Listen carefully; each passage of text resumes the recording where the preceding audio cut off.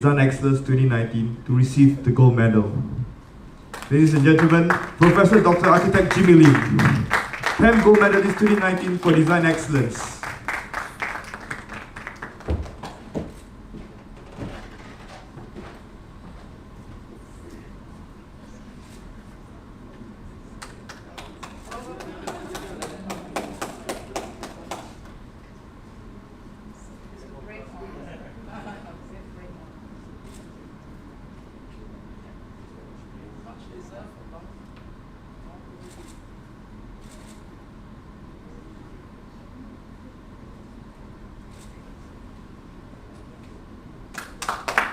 Professor Jimmy Lim.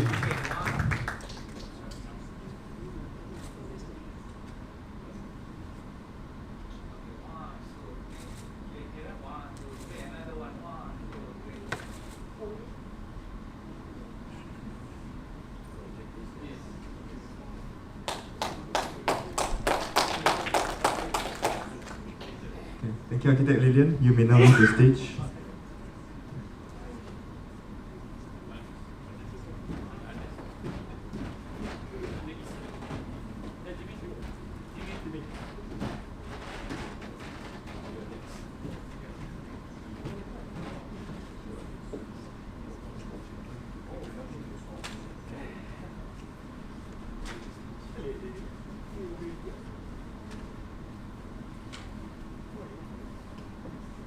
Architect Jimmy will now deliver his gold medal address. Over to you, Architect Jimmy.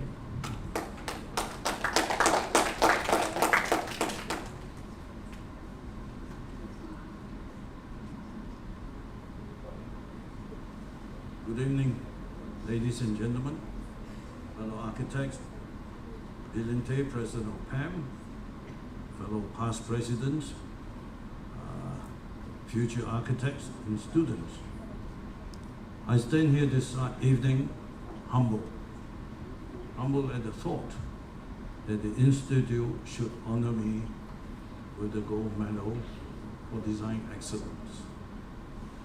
When I first set out my career to be an architect, it never crossed my mind that I would ever be able to ascend to this level of excellence and to be recognized by the Institute.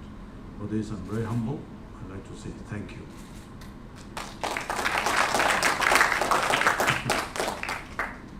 I started my career as an architect, or in architecture, when my parents sent me off to Australia in 1959 on a ship.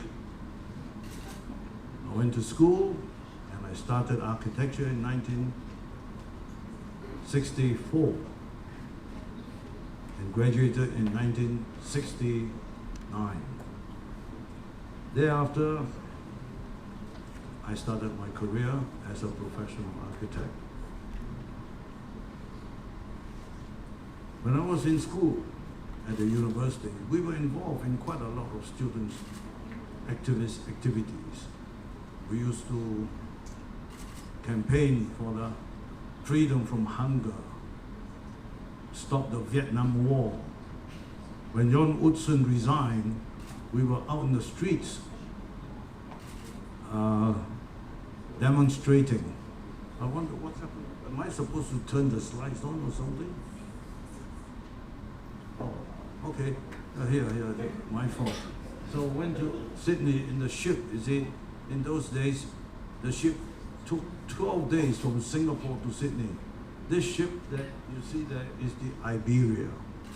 It was a 30-ton MS steamship, and it only carried about 600 passengers compared to the cruise lines today that takes up to 5,000 to 6,000 people. And the picture gentleman on the right was my headmaster in the school. He was very tough. He made me tough. He made me into a fighter. Always believe in what I believe in and never succumb to it. That's why I was never popular with some of my clients, because I always tell them the wrong thing. You see the pictures of the students there demonstrating, 4 of them. The one on the extreme right, on the extreme left, that's me. right? You can just get a glimpse of the nerd-looking kid, right? So it's Hudson, because he resigned from. Then when I graduated, I applied for a job to be on the design team for the National University of Singapore's new campus at Kentridge. The terms and conditions were very good. They will give you a 2-year contract.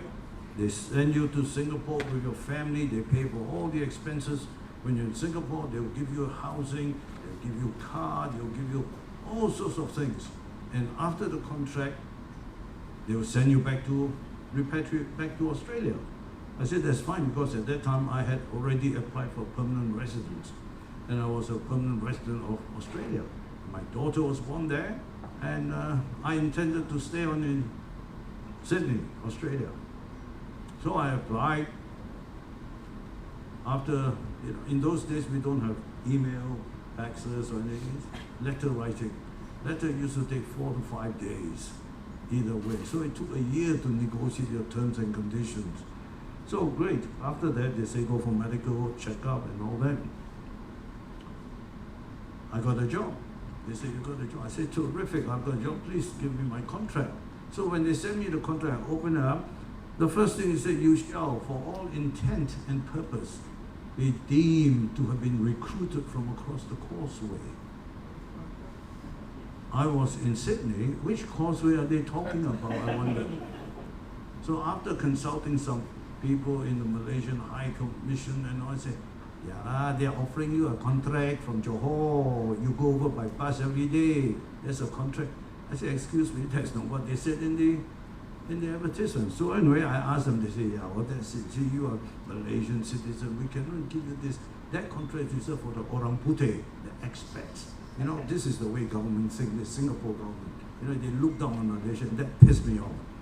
So I kept my hair long. So whenever I went to Singapore in those days, I would go in with my hair long, and they can't do anything. So anyway, after that, I got all excited about coming back to work in the tropics. Then I applied for a job with this firm called Project Architect. Project Architect at that time had just won the design for the new civic center in Petaling Jaya. So, but I wasn't working on that job. I was working on some other projects. Came back, and I started my career here. And so, whilst with Project Architect in 1973, we were doing a design project for Gunung Rapat development in Ipoh. So we made a presentation to the State Secretary of PERA, Ipoh at the time. We went up there, we spent a couple of months doing the design, and went to show him the work that we were doing.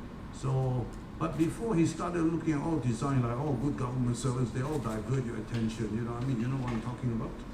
They all talk about this, they talk about that, they talk about cash flow, they talk about ROI, they talk about everything else. I said, hey, excuse me, we were told to look at the potential of this place, what can be done, but we were not asked to look at all the numbers. So, but he got a bit frustrated. Well, that's fine. I mean, the client gets frustrated, architects get frustrated too. He's saying, well, as far as I'm concerned, a bunch of blocks. I just blast it up, I sell the aggregate. Each cubic meter I get 5 ringgit, very good. So it went on and on. That time I was very new. I just spent 13 years in Australia, and I'd come back to Malaysia. And I listened to this guy say what a tour he is, carrying on the way. I said, excuse me, sir, you mean all you see are just rocks, and you can just blast them up and sell them? He sort of looked at me, oh, brilliant deduction. How did you figure it out? Of course I blast them, I make money. I said, therefore, all those drawings that were prepared for you and all that, you looked at as just a bunch of sheets of paper. Nothing inside there. Oh, he got so angry. How can this young punk insult me, He started hopping up and down. Most unbecoming of a state secretary of PERA. They're jumping up and down, short little fella, in a suit, that didn't fit him very well. So, but of course, when that happened, everybody got scared. My boss got scared, told me, shut up. shut up. He said, you did? Apologize, kiss your hand, kiss your bum, everything. So anyway, that's it. So I never said anything after that. On the way back, he said, Jimmy, he said, you are very lucky. No, he didn't call me Jimmy, he called me CS. Hey, CS, you're very lucky, He could send you out of Ipoh with the police. And call that. I said, oh, okay.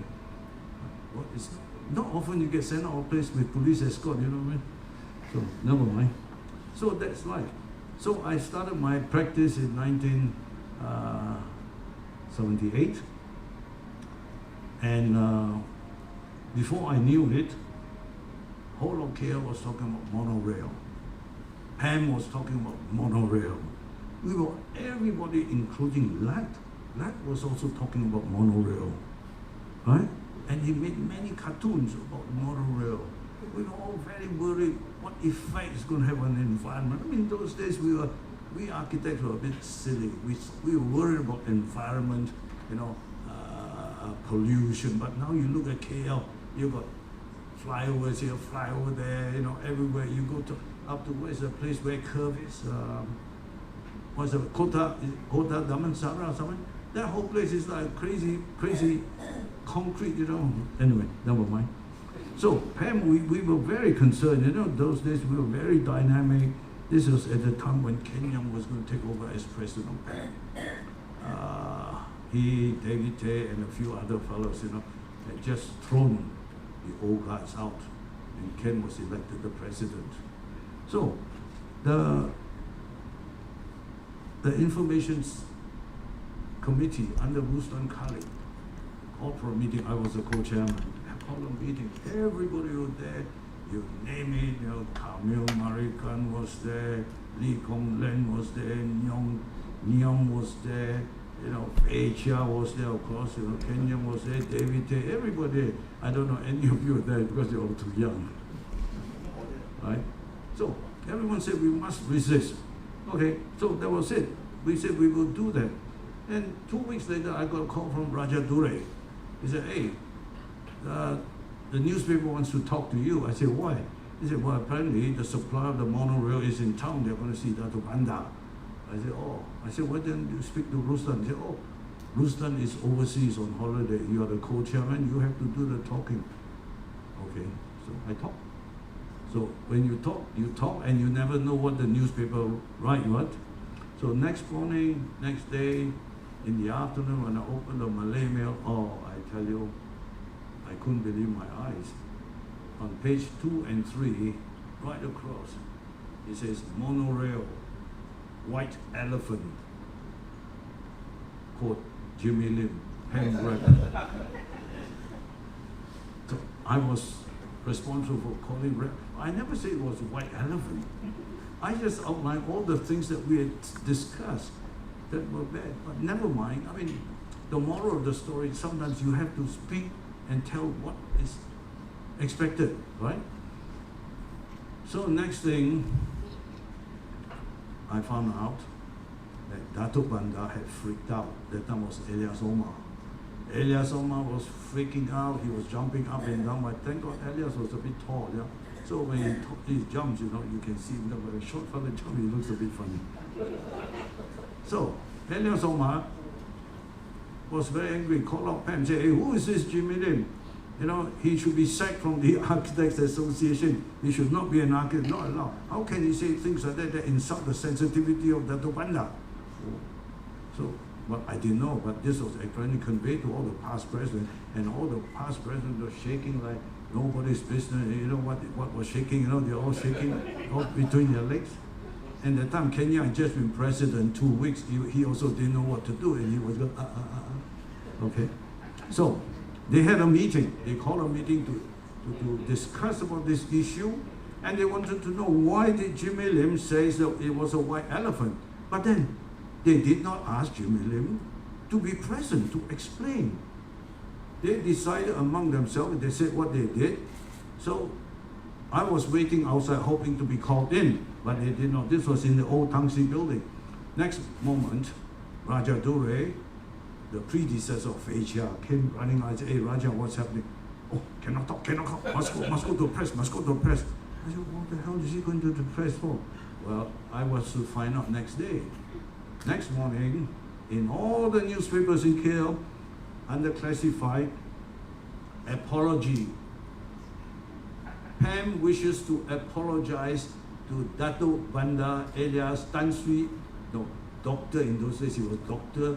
Tan Sri alias Omar, for the embarrassment caused by the article White Elephant. PAM Rep Jimmy Lim. That was the apology. And then the next line of explanation. Now this is coming from the Institute of those days. I'm not talking about now. Now it's different. Those days.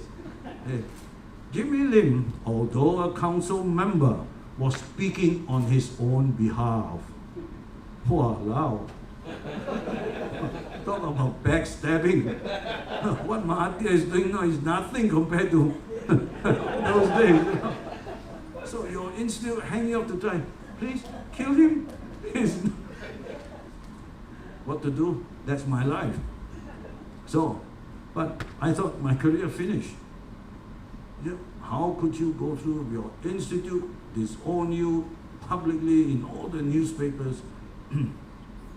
But one thing was good. In those days, I used to socialize quite a lot among the embassies. American embassies, German embassies, the Italians, the British High Com, Australian High Com.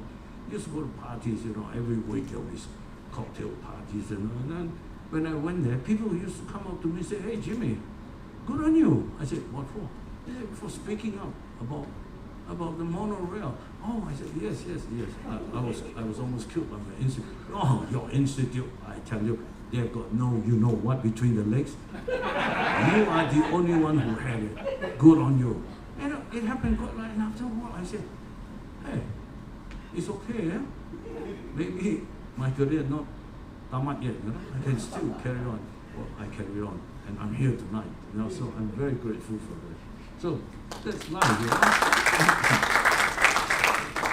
So, I think the lesson which I really want to share with a lot of young people here is, at the end of the day, be true to yourself. Be true to yourself, be true to what you believe in. Don't worry about what people say, right?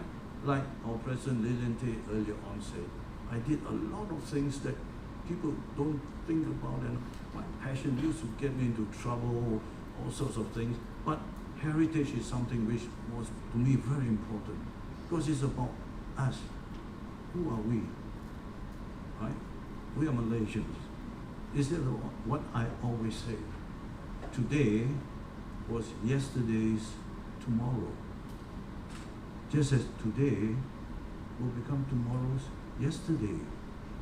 So it's very important. So this is what, when I reflect back, my contribution towards PAM ended 30 years ago when I stopped as president. When I stepped down as president, I never served in PAM Council anymore. Now, even now, it's been 30 years since I stepped down as president. But the point is, I'm still an architect, I'm still doing what I'm doing, and that's it. If I can contribute, I will contribute. And so, please, boys and girls, for those of you who are looking at entering the profession, go into the profession in a way, the way. It's just like Le Corbusier said, to enter the architectural profession is like joining to become to enter a monastery, right? You give yourself completely to God. Architecture, you give yourself completely to architecture, and that's it. So I serve in PAM, I serve in every committee.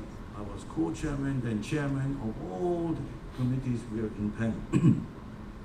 I was on SAG, I became vice president. Then I stood for president, and I was elected to be the president. But then prior to that, I was approached by this credit card people call MasterCard.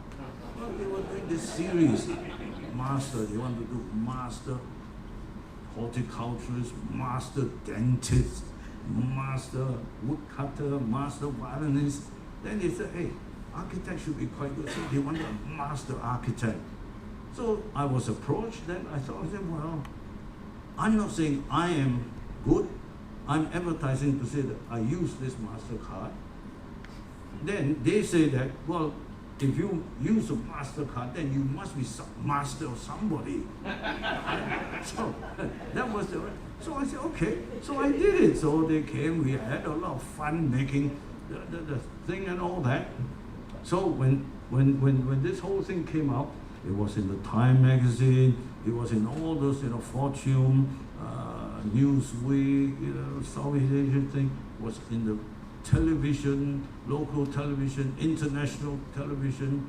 My cousin in Singapore, she was watching football one night, and then suddenly the screen came on, advertisement time, boom, and she saw me there. She said, oh my goodness, what am I doing there?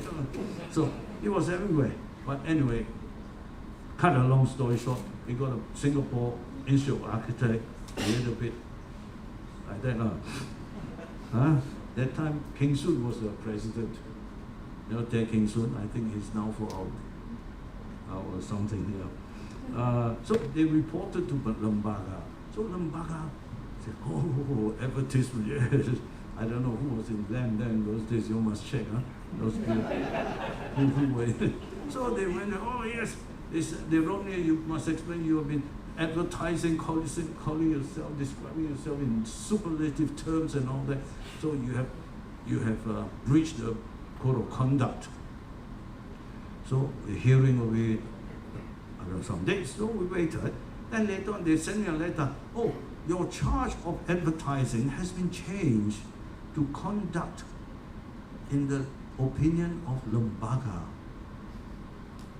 is either disgraceful or unbecoming. What's disgraceful? What's unbecoming?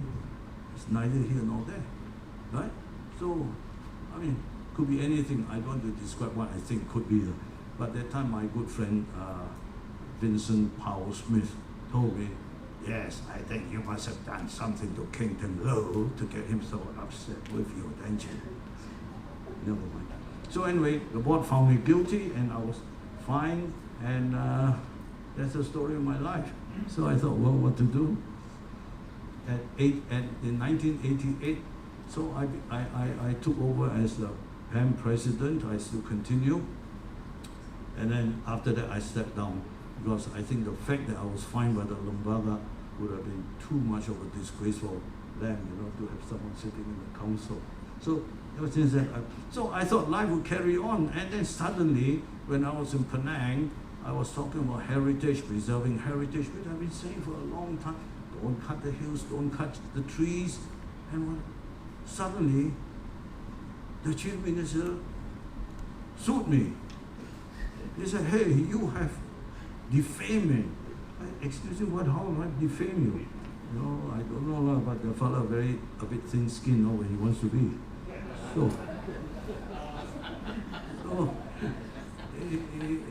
So he sued me, sued the newspaper, everyone. Then he said, well, no, he first asked for apology. I said, what is there to apologize? I didn't apologize. Then he said, well, next, pay compensation.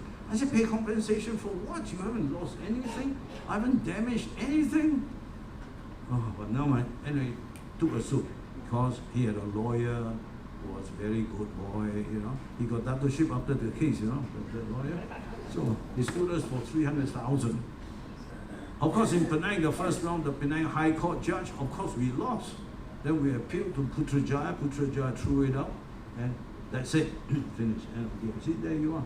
Yeah, all the things. Well, I like my son even said something up there, that, and I think Sexton also gave some comments, all that sort of thing. Someone said, go Jimmy, hantam kau kau ho. So I had a lot of supporters. So it was good, actually. You see, like for example, the whole team of lawyers, they were there, they supported us. They provided pro bono service because they, in their own ways, also believed in what we were doing was right. We did not really defame them, and so that's it. So that was quite recent. So now I think when they look at me, he still think he wants to fight, I don't know, but I don't really think it's any point. So, fellow colleague, I'll just sharing you the journey of my experience. And what I have to say is, throughout this period, I've always enjoyed myself. I've thrown myself into the profession with a lot of passion. And to those of you who have had the advantage of being close to me, worked with me before, would realize that I try to do what I believe in, and I don't try to do anything, and I don't try to negotiate on things and all that, and just do what you believe to do. And I think that's very important. We must, in our own individual self, be dedicated to our profession, to move our profession forward. Because nobody's going to do it for us. Many years ago, I still remember Ken Young was telling us, nobody will blow your trumpet. You must blow your own trumpet. But the question is, when you blow your own trumpet, must make sure you blow a good tune. And don't blow a tune that is a bit out of tune. And that's when you get into problems, okay? So, you see, this is the sort of things that was going on in Penang. So we had to say that. You see, you got an old Botak Hill, then you got a middle height, new Botak Hill, and then the chief minister is on the 26th floor of Komtar, and that you're almost eye level to this hill, and he couldn't see it. My goodness, something is wrong. But never mind. I think we are in a great profession. It's a great profession to be enjoyed. It's a very fulfilling profession. I found it to be fulfilling, and I mean it, and I say it with my whole heart. And I think it's very important that all of us, as we enter this profession, we enter with our passion intact. We have to be brave. We have to persevere. We have to do a lot of things, maintain our self-respect and integrity. You know, when I first came back to Kuala Lumpur in 1972, 73, that I had entered into the Malaysian profession at that point, which was at the high point of the new economic policy. And a lot of things were changing. So I had to adapt to the rules and regulations that was being applied there, and had to maneuver. And I think, despite all these rules and what have you that were being altered and changed in the period, I've been able to come out and craft an architecture which I feel very proud as a Malaysian, which I can say that my work reflects the environment, my work reflects the culture, the tradition, which I grew up as. I grew up in Penang, in the kampong. I know I still feel the touch of the kampong, and that is my culture. And that is what I try to show in my work. And I think this is what we all have to, and do that. And in the process, if we can give some time to the Institute, we have to do that. Because I have taken the liberty of asking PAM to reproduce in this booklet, which you can get on your way out, a lot of the editorials which Chris read, that are written during my time as Vice President and President. A lot of issues that were written then, 30 years ago. I don't know whether they are still here or not today, because you guys are in the thick of it. I've already sort of said, gone past that period. But I think most important, every one of us should be able to look at ourselves in the mirror and say, I'm glad I'm doing what I'm doing. I'm making the architectural profession to be great again. And for that, I'm very thankful to be where I am. In that respect, I also like to say, I'm very thankful for this recognition tonight, and I feel very humbled by all of you here who have come to listen to me. So thank you once again, Madam President and fellow colleagues. Thank you.